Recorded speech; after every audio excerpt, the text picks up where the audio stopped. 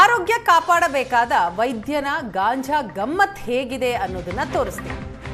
ಮಕ್ಕಳ ತಜ್ಞ ವೈದ್ಯ ರಾಹುಲ್, ಆತನ ಮನೆಯಲ್ಲಿ ಗಾಂಜಾ ಪತ್ತೆಯಾಗಿದೆ. ಬೆಳಗಾವಿಯ ಶಿವಬಸವನ ನಗರದಲ್ಲಿರುವಂತಹ ವೈದ್ಯನ ಮನೆ, ಆ ಮನೆಗೆ ಪೊಲೀಸರು ರೇಡ್ ಮಾಡ್ತಾರೆ. ಆಗ ಗಾಂಜಾ ಸಿಕ್ಕಿದೆ. ಖಚಿತ ಮಾಹಿತಿ ಮೇರೆಗೆ ವೈದ್ಯನ ಮನೆ ಮೇಲೆ ದಾಳಿ ಮಾಡ್ತಾರೆ ಪೊಲೀಸರು. ದಾಳಿಯ ವೇಳೆಯಲ್ಲಿ ವೈದ್ಯನ ಮನೆಯಲ್ಲಿ 134 ಗ್ರಾಂ ಗಾಂಜಾ ಪತ್ತೆಯಾಗಿದೆ. ದೃಶ್ಯದಲ್ಲಿ ನೋಡ್ತಾ ಇದ್ದೀರಿ. ವೈದ್ಯನ ವಿರುದ್ಧ ಮಾಳಮಾರುತಿ ಪೊಲೀಸ್ ಠಾಣೆಯಲ್ಲಿ ಕೇಸ್ ಕೂಡ ದಾಖಲಾಗಿದೆ. ಡಾಕ್ಟರ್ ರಾಹುಲ್ ಬಂತಿ ಮನೆಯಲ್ಲಿ ಪತ್ತೆಯಾದ ಮಾದಕ ವಸ್ತು.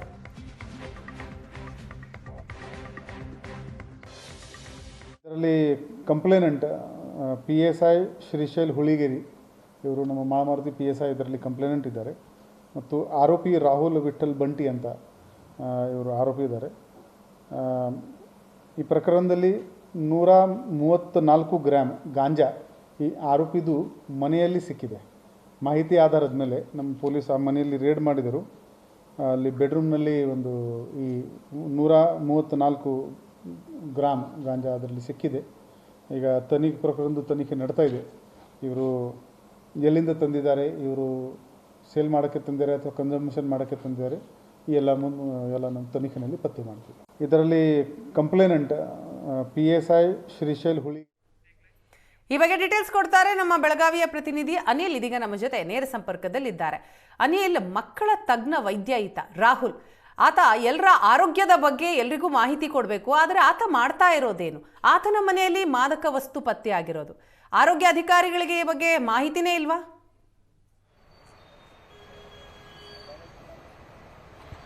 ಹೌದು ವಿನ ಹೇಳೋದು ವೇದಾಂತ, ತಿನ್ನೋದು ಬದನೆಕಾಯಿ ಅಂತೇಳಿ ಏನೊಂದು ಗಾದೆ ಮಾತಿದೆ. ಬಹುಶಃ ಈ ವೈದ್ಯನಿಗೆ ಅನ್ವಯಿಸುತ್ತೆ ಅಂತೇಳಿ ಹೇಳಬೇಕಾಗುತ್ತೆ. ಯಾಕಂತಂದ್ರೆ ವೈದ್ಯನಾಗಿದ್ಕೊಂಡು, ಅದರಲ್ಲೂ ಚಿಕ್ಕ ಮಕ್ಕಳ ವೈದ್ಯನಾಗಿದ್ಕೊಂಡು ಮಾದಕ ವಸ್ತುಗಳ ಸೇವನೆ ಮಾಡಬೇಡಿ, ಧೂಮಪಾನ ಮಾಡಬೇಡಿ, ಮದ್ಯಪಾನ ಮಾಡಬೇಡಿ ಅಂತ ಹೇಳ್ಬೇಕಂತ ವೈದ್ಯನಿಗೆ ಮಾದಕ ವಸ್ತುಗಳ ಸೇವನೆ ಮಾಡ್ತಿರೋದು ನಿಜಕ್ಕೂ ಬೇಸರದ ಸಂಗತಿ. ಈತ ರಾಹುಲ್ ಬಂತಿ ಅಂತೇಳಿ ಶಿವಬಸವ ನಗರದ ನಿವಾಸಿಯಾಗಿದ್ದು, ಹಿರೇಬಾಗೇವಾಡಿಯ ಪ್ರಾಥಮಿಕ ಆರೋಗ್ಯ ಕೇಂದ್ರದಲ್ಲಿ ವೈದ್ಯಾಧಿಕಾರಿಯಾಗಿ ಕೆಲಸ ಮಾಡ್ತಿರುವಂತದ್ದು.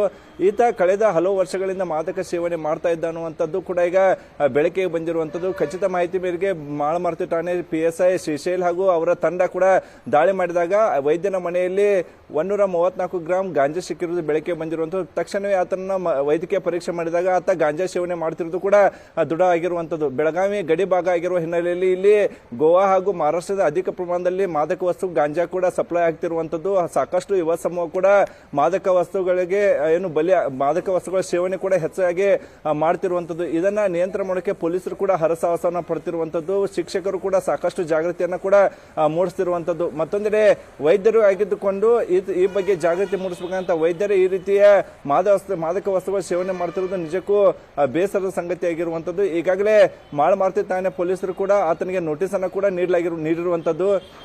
ನೀವು ಬಂದು ಠಾಣೆಗೆ ಹಾಜರಾಗಬೇಕಂತೇಳಿ ನೋಟಿಸ್ ಅನ್ನು ನೀಡುವಂಥದ್ದು ಇಲ್ಲಿ ನೀವು ಗಮನಿಸಬಹುದು. ಯಾಕಂತಂದ್ರೆ ಬಹಳಷ್ಟು ಜನ ಬೆಳಗಾವಿಯಲ್ಲಿ ಗಾಂಜಾ ಮಾರಾಟಗಾರರು, ಸಣ್ಣ ಪುಟ್ಟ ಯುವಕರೇನಿದ್ದಾರೆ ಅವ್ರನ್ನೆಲ್ಲರೂ ಕೂಡ ಬಂಧಿಸಿ ಜೈಲಿಗೆ ಹಾಕುವ ಕೆಲಸವನ್ನ ಪೊಲೀಸರು ಮಾಡ್ತಾರೆ. ಆದ್ರೆ ವೈದ್ಯನಾಗಿದ್ಕೊಂಡು ವೈದ್ಯನ ಮನೆಯಲ್ಲಿ ಗಾಂಜಾ ಸಿಕ್ಕರೂ ಕೂಡ ಆತನ ವಿರುದ್ಧ ಕೇಸ್ ಮಾಡಿ ಹೊಳ್ಳಿ ಬಿಟ್ಟಿರೋದು ಸಾಕಷ್ಟು ಪೊಲೀಸರ ನಡೆ ಕೂಡ ಅನುಮಾನಕ್ಕೆ ಕಾರಣವಾಗಿರುವಂತದ್ದು. ಹೀಗಾಗಿ ಆತನನ್ನ ವಿರುದ್ಧ ಕೂಡ ಬಂಧಿಸಿ ಜೈಲಿಗೆ ಹಾಕಬೇಕು ಅನ್ನುವಂತ ಆಗ್ರಹಗಳು ಕೂಡ ಈಗ ವ್ಯಕ್ತವಾಗ್ತಿರುವಂತದ್ದು. ವಿನಾ, ಥ್ಯಾಂಕ್ ಯು ಅನಿಲ್.